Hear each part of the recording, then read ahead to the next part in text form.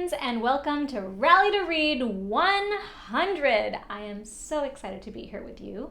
This month's theme is community, and I don't know about you, but there have been times in my life where I've walked into a room and wondered, do I belong here? I have felt lonely and confused and a little nervous and sad and wondered, do I fit in? But what's wonderful is people have approached me with warmth and a welcoming spirit and made me feel like I belong. It's the best feeling ever.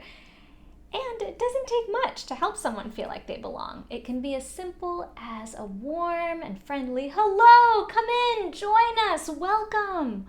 Or it can be offering someone a seat at a table or at the cafeteria or at the playground. It can be as simple as asking someone a question and then listening to what they have to say. Or it can be an invitation to join something fun, like a game or a sports event or a picnic at the park. My favorite thing to do is to share things I love, because that's another way to help someone feel like they're cared for and they're seen and they're heard. And there are a couple of things I wanted to share with you that I like to share that I think helps connect people together. So one of them is candy. It's always a fun thing to share with people. Yum. Another thing I like to share with people, instruments, music.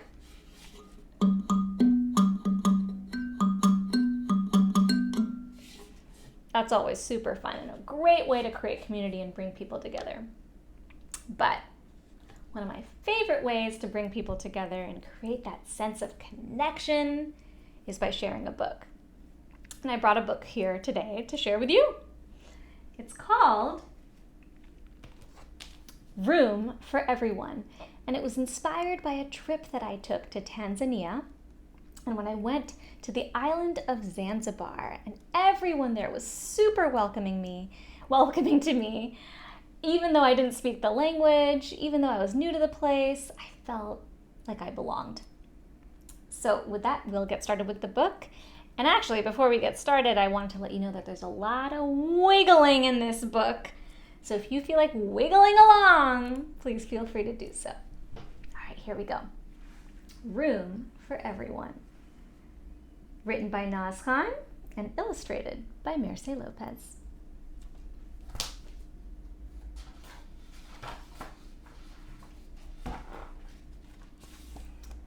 The Dala Dala rumbled and roared, and Musa and Dada were off to the shore to feast on fish at the Friday bazaar by the blue crystal waters of Zanzibar.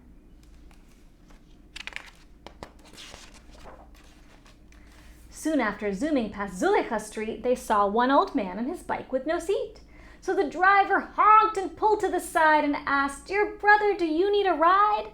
It's hotter than peppers out there in the sun. Come in, there's room for everyone." You see the man with his peppers?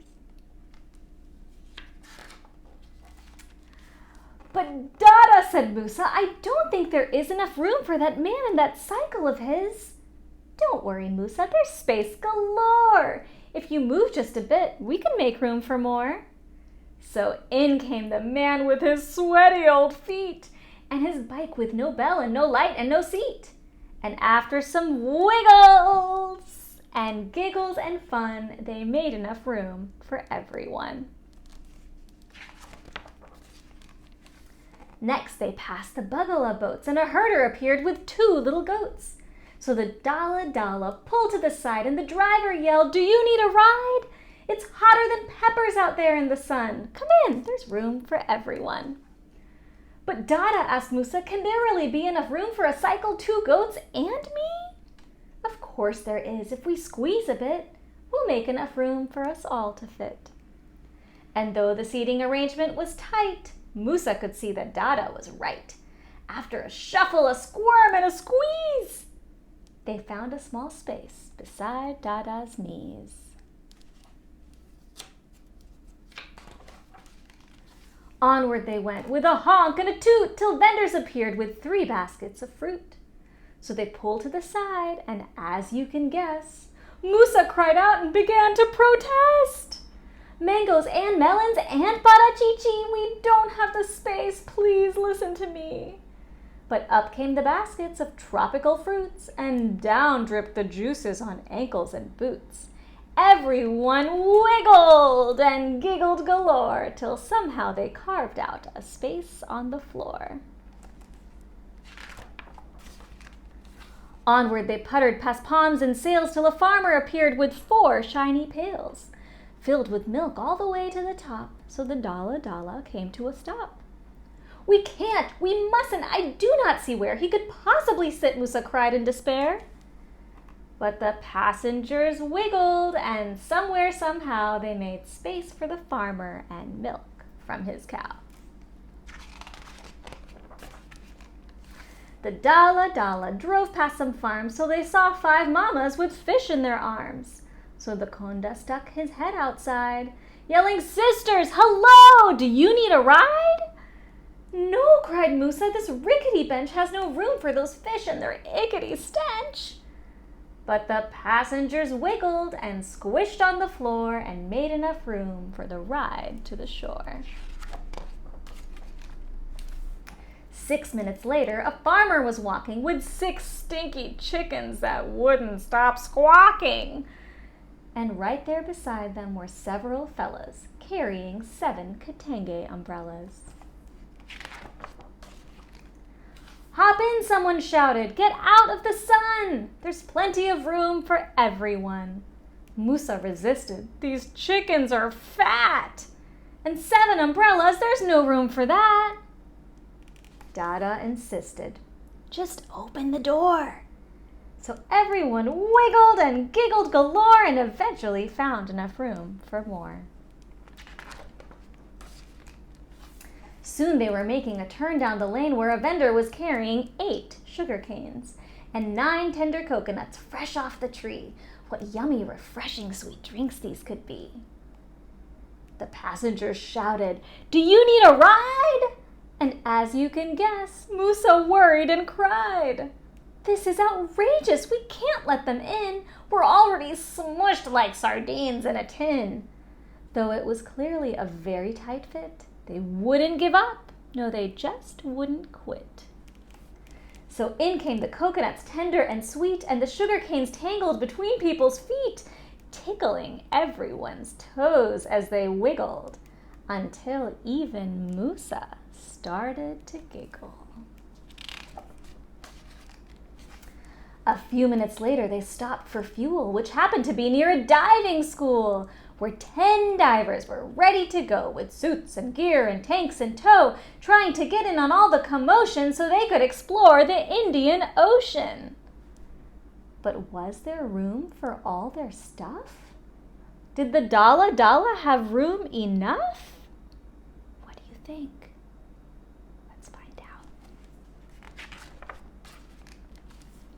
And though the Dala was packed from top to bottom and front to back, Musa yelled out, "Come join the fun! We'll make enough room for everyone." So the swimmers with snorkels and tubes and fins wiggled and giggled and wriggled right in. Look at all those passengers and all their things.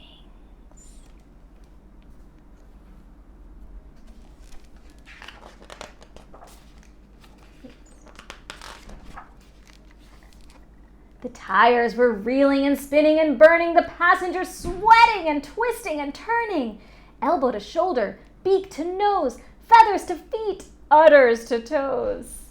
What a sight to see, what a comical crew, stuck together like globbity glue. They clunkety-clunked, like junk in a trunk, so close to a breakdown, kerplunkety-plunk.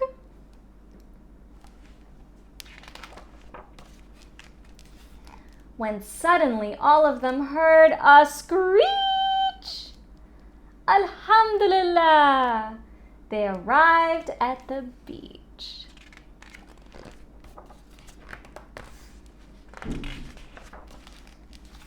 Out came 10 swimmers with snorkels and fins who ran to the ocean and dove right on in. Out came 9 coconuts, fresh and tender, and out came the whistling coconut vendor. Out came the 8 sticky sweet sugar canes with 7 umbrellas for sunshine and rains, 6 stinky chickens and 5 piles of fish, 4 heavy pails full of milk so delish, 3 big old baskets of fruit for a treat, 2 little goats, and 1 bike with no seat.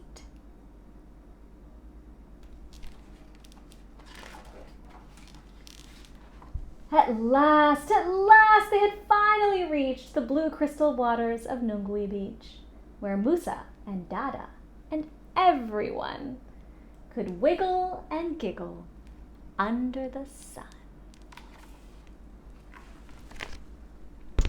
Well, thank you so much for listening. You were great listeners and great wigglers. And I'm so excited to see what ways this book inspires you to think of one thing that you can say or one thing that you can do to make the spaces that you're in more welcoming so that people everywhere feel like they belong. It could be in your cafeteria, in your school, in your county, in your country, in the world. And I can't wait to see how you make that happen. Happy reading, everyone. Bye.